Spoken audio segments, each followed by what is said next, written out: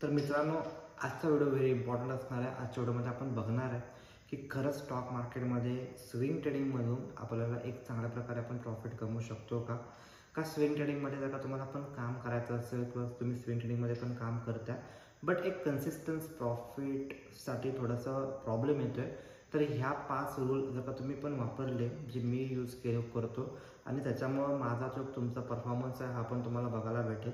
Okay, तर ह्या financial year किंवा बोलू शकता तुम्ही ह्या जानेवारीपासून जर तुम्ही बघायला गेलात तर माझा पण ट्रॅक रेकॉर्ड तुम्ही चेक करू शकता, ज्यामध्ये आपण एक कन्सिस्टन्स प्रॉफिटेबल ट्रेडर जर्नी कशी स्टार्ट करू शकतो। तर हे 5 रूल तुमच्यासाठी खूप इम्पॉर्टंट असतील, जे स्वतः मी पर्सनली यूज केले आणि त्याचा जो रिझल्ट आहे हा तुम्हाला पण दिसतो आहे। Okay, definitely profit loss is a part of game, but important हे आहे माझ्यासाठी की प्रॉफिट जो असतो तो मोठा व्हायला पाहिजे आणि लॉसेस हे छोटे व्हायला पाहिजेत। आणि जनरली मी जे लॉसेस प्लॅन करत असतो हे माझे जे लॉसेस असतील हे मनी मॅनेजमेंट बेस्ड लॉसेस असतील किंवा कधी कधी थोडंसं एंटरटेनमेंट थोडंसं नवीन स्ट्रॅटेजी क्रिएट करण्यासाठी पण त्याच्यामध्ये टेस्टिंग पण होतं कधी कधी। ओके, तुम्ही असं पण चेकआउट करू शकता। तर त्यामध्ये तर आपण स्टार्ट करू स्विंग ट्रेडिंगमध्ये आपण कशा प्रकारे काम केलं पाहिजे जेणेकरून आपला जो ग्राफ जो आहे, ओके, जर का तुम्ही एक्सेल शीट बनवत असाल तर त्याच्यामध्ये तुमचा जो अपट्रेंड आहे ग्राफ जो आहे तो अपट्रेंड व्हायला पाहिजे। तुमचा जो प्रॉफिटचा जो ग्राफ आहे हा अपट्रेंडमध्ये व्हायला पाहिजे। तर त्यासाठी मी कोणते रूल यूज केले होते, तर फर्स्ट माझा सिंपल रूल आहे, ज्यावेळी पण मी ट्रेडिंग स्टार्ट केलं होतं त्यावेळीपासून मी असं डोक्यातच ठेवलं की आपल्याला पेनी स्टॉकच्या नादाला लागायचं नाही आहे। बरेच जणांना हा मोठा गैरसमज आहे की ते लोक काय करतात, पेनी स्टॉकला चेक करतात। ओके, की हा 2 रुपयाचा स्टॉक 2000ला जाईल काय किंवा हा 5 रुपयाचा स्टॉक 500 रुपयाला जाईल काय। तर हा भ्रम डोक्यातून काढून टाका। लाखो पेनी स्टॉक असतील, 1000 पेनी स्टॉक असतील, त्यामधून कुठेतरी 1-2 असे मोठे टायटनसारखे स्टॉक बनतात। तर प्रत्येक पेनी स्टॉक खराब पण नसतो, प्रत्येक पेनी स्टॉक चांगला पण नसतो। तुम्ही जर का पेनी स्टॉकमध्ये काम करत असाल देन डेफिनेटली एक दलदल आहे ना, त्या दलदलमध्ये अडकताय, बिकॉज पेनी स्टॉकमध्ये जास्त काय तुम्हाला होणार नाही। पेनी स्टॉक स्विंग ट्रेडिंगसाठी करणार असाल तर करू नका। ॲज अ इन्व्हेस्टमेंट पर्पज किंवा ॲज अ लॉंग टर्मसाठी जर का तुमच्या डोक्यात असेल बट त्याचं फंडामेंटल बाकीच्या गोष्टी जर का एकदम स्ट्रॉंग असतील तर त्या कंडिशनमध्ये थोडीशी हेल्प होऊ शकते। अदरवाईज पेनी स्टॉक डोक्यातून काढून टाका।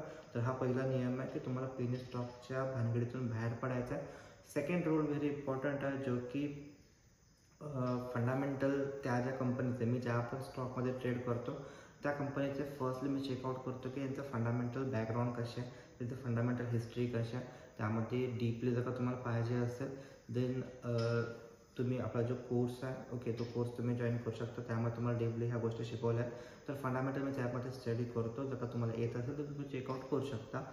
त्यानंतर ट्रेंड इज अवर फ्रेंड असं म्हटलं जातं आहे। जसं की सपोज मार्केट एका अपट्रेंडमध्ये आहे, जसं की आपल्याला बघायला भेटते 2020पासून मार्केटचा जो बॉटम आहे तिथून मार्केट कंटिन्युअसली अपट्रेंडमध्ये आहे मेजर टाईम फ्रेमला।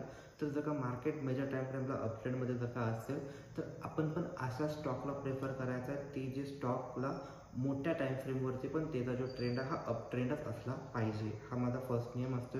मी कधीच कुठल्या स्टॉकमध्ये मार्केट ऑल टाईम हायला चाललं आहे आणि आपला जो स्टॉक आपण ज्यामध्ये आपण ट्रेड करणार आहे तो ऑल टाईम लोच्या आसपास आहे किंवा जस्ट लोपासून टर्न अराउंड होते, तर त्या स्टॉकमध्ये अडकू नका। बिकॉज त्यामध्ये प्रॉब्लेम हा येऊ शकतोय की जर का मार्केटनं चुकून जरी डुक्की डाऊन साईडला मारली तर ते जे ऑलरेडी डाऊन साईडचे स्टॉक जे वरती थोडंसं फणा काढायला लागले तर ते पण थोडंसं डाऊन साईडला येऊ शकतील। तर हे स्टॉकमधून तुम्ही अवॉइड राहा की ज्या स्टॉकमध्ये ट्रेड करा ज्यामध्ये ट्रेंड इज अवर फ्रेंड, म्हणजे ज्याचा जो पण मेजर ट्रेंड जो निफ्टीचा जो ट्रेंड आहे किंवा निफ्टी टोटल 150 असतं त्याचा जो ट्रेंड आहे त्याचा ट्रेंड आणि तुमच्या स्टॉकचा ट्रेंड किंवा तुम्ही ज्या स्टॉकमध्ये काम करताय, फॉर एक्झाम्पल जर का तुम्ही ॲटो स्टॉकला निवडला असाल तर ॲटो स्टॉकचा जो इंडेक्स आहे त्याला पण तुम्ही थोडंसं चेकआउट करू शकता।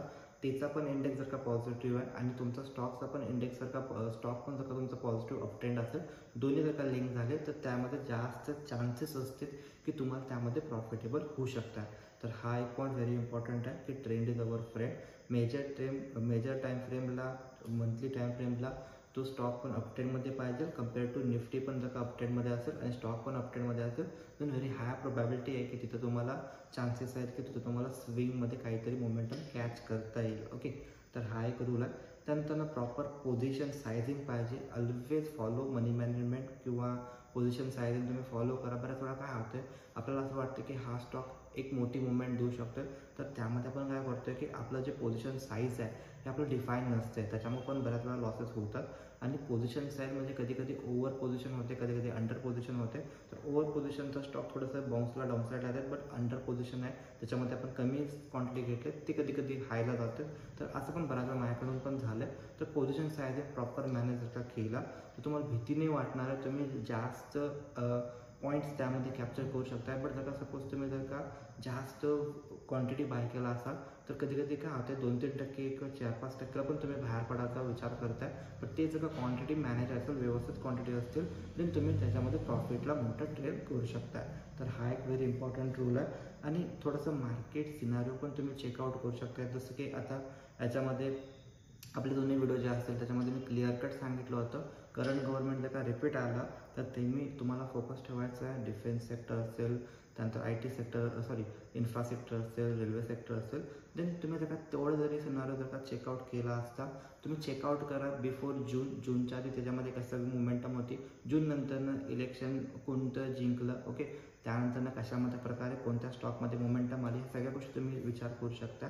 आणि हेच मार्केटचा सिनारिओ असतो. ह्या सिनारिओ जर का तुम्ही व्यवस्थित प्लॅन केला विथ टेक्निकल, नुसतं न्यूज बघून ट्रेड नका करू. मी HDFC बँकचं पण तुम्हाला एक्झाम्पल दिलं आहे रिसेंटली, तो पण व्हिडिओ आपण तुम्ही बघितला असाल, ओके, नसाल तर बघू शकता.